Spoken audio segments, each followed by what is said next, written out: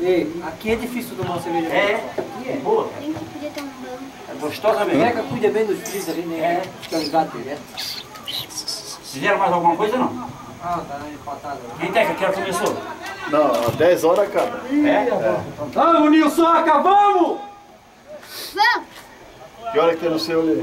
O meu é 9h30 certinho. 9h27 começou, né? É, aqui o meu também, tá Tá, igual. 3 minutos a mais, é. Já tem uns acréscimos dos gols que vai ter no segundo tempo, hein? O acréscimo que eles não sempre, 2 Vamos minutos. jogar com 8. Olha aqui, ó, o técnico tá aqui em cima já. Pô, jogar com 8, coisa feia, cara. Hã? Quiseram dar o golpe em nós. Tá jogando com 8. Já tá chovendo, pai. Tá quente! Tá quente! Tá quente, tá quente. Ô pai, não vai contar o resultado aí, 3 Mas ele trocasse com o Fabrício?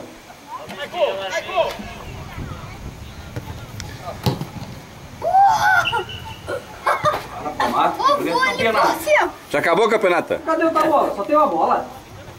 Acho que essa bola, Branco. É, o branquinho aí, Fernando. Atrás de quem, ó? É, sabe que a mais nova é essa? É?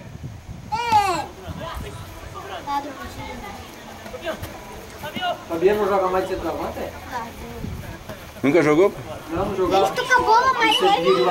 Artilheiro, Artilheiro, né? Todos os Eu sempre times via A jogar bola de brinca, a centroavante. bola mais leve.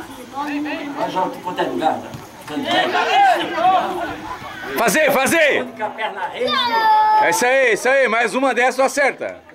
Velho, tá 4-3.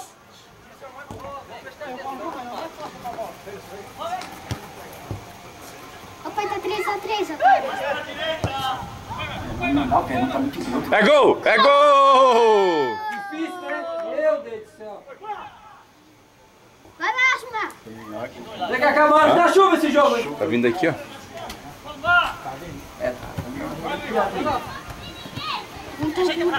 Ah, Falta, já sei. levanta a perna, pô. Tá duro. É? Não deixa chutar. Não deixa chutar. Ai. Olha. Foi. Deu um nó na perna, deu um nó no... Ô, vocês não pintam nada. Ô, ninguém volta pra ajudar, né, ó. Lá em cima não pode subir. Vai ter um... Ganhou. Tem três. Opa. Não, tá certo.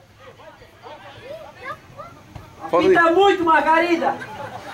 Ele não sai do meio, ali, ó. Tá enterrado ali, ó. Não, coitado dele se chover. Igual que o... Ué, Hã?